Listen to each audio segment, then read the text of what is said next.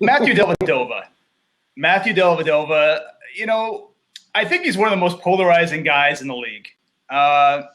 He grew up in Australia, played Australian League rules football. He played basketball. He went to the Australian Institute of Sport, which is this amazing kind of gem of an institute where all these guys like Ben Simmons, all the Aussie guys played high school ball there and then translated over to the college ranks and NBA here.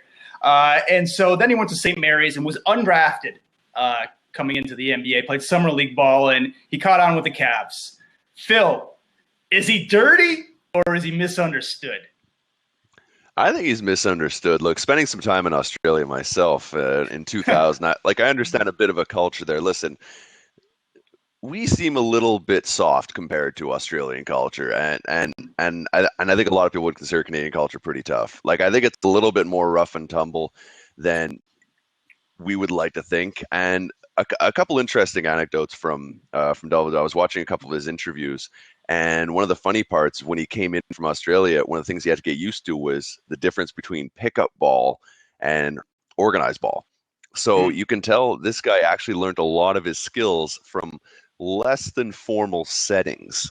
And obviously having rugby and all that or footy, as they would say, being so prevalent there is that extra aggression. I mean, you can see it in a guy like Steven Adams from New Zealand, just the neighboring country. There's that added level of aggression. I don't think he's a dirty guy at all. I just think he realizes his shortcomings and realizes that he's in the NBA and is going to receive a pretty decent paycheck at the end of this year if he's a free agent. Because of his hustle. I mean, he's a pretty good shooter, pretty good dribbler, but why people keep him is his intensity, and I think that intensity translates to the other players. So I think kind of like Draymond Green telling him to calm down, I think telling him to calm down eliminates his value as a player. Mm-hmm.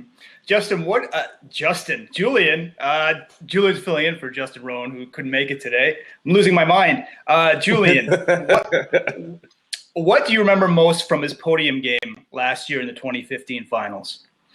The fact that for a good few games of that series, it looked as if he was because he was on Steph. He was shutting down. I mean, as I was talking about earlier in the series, I mean, some of the Golden State players, they weren't getting into, they weren't as effective as they were later on in the year. I remember Dellavedova, we were saying like, oh, wow, this guy is actually turning into a shutdown defender. And the Golden State Warriors have a huge problem on their hands with Matthew Dellavedova.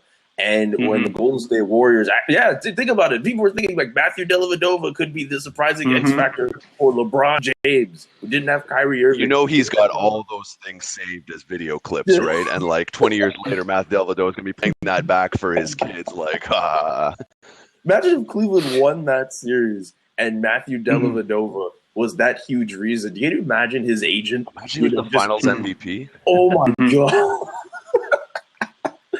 I'm trying to remember exactly like how they were able to stop him. I think it was because they started putting. I mean, Phil, you could definitely put more expertise on this, but I found that when Golden State just started putting more bodies on Dellavedova and started running more picks on him, he started becoming less effective, and Golden State got more space, and they were able to shoot their threes.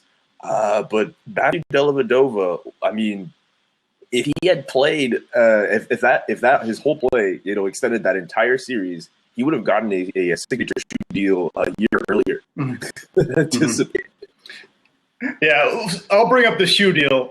So he's got a deal with Peak, which is a Chinese company. It's only going to be in Australia for now, so a limited run, but not a lot of guys in the NBA have shoe deals. Phil, what do you think about this? The Dowdy going to Australia. I mean, why not? I think the sport is growing. We're seeing guys who've played some time there, like Thon Makers, coming out in this year's draft. We're seeing Dante Exum. Let's not forget, was injured all last year. Was a high draft pick, number 4 as well. So there's a lot of talent. Like, I think people talk about Canada as this budding basketball country, and I think it's true. But I don't think you're going to be able to sleep on Australia very soon. I mean, when you're talking about Ben Simmons, Dante Exum, Thon Maker, Matthew Dellavedova, it becomes this kind of group. Although, just to answer Julian's question before, I think what ultimately got him in the finals is Dellavedova is kind of this energy ball who's not meant to play 40 minutes a game. Like, I really think he's that off the bench 20-minute a game guy. And I think when you stretched him to that starting role, I think that he just gassed out. Like he's one of those like kind of like heavyweight fighters who needs to be done in round 1 or 2. But past that, like he's just gonna be a Chuck Liddell and just let people dang it on him. Mm-hmm. Speaking of Australia, really quickly, Kyrie Irving was born in Australia. Oh yeah. Justin brings that up often. But yeah, I mean, it's a very rich basketball country, and Dellavedova is one of the kind of the first of this new wave, as Phil mentioned.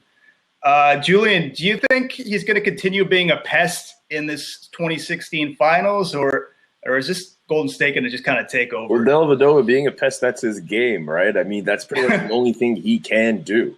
The biggest question is whether Golden State can overcome that. I think they can definitely overcome that. So just laughing at Matthew Dellavedova, the shooting, but yeah, no, the fact that he's just the pest is really much his only game. I think Golden State can definitely overcome that. There's no big Matthew Dellavedova, like really, like, come on. If it was like Kyrie or Kevin, like come on. Yeah, no, he's like that little bug you kind of swat away. That's his game. Sometimes he bites you, but it really just a little bug.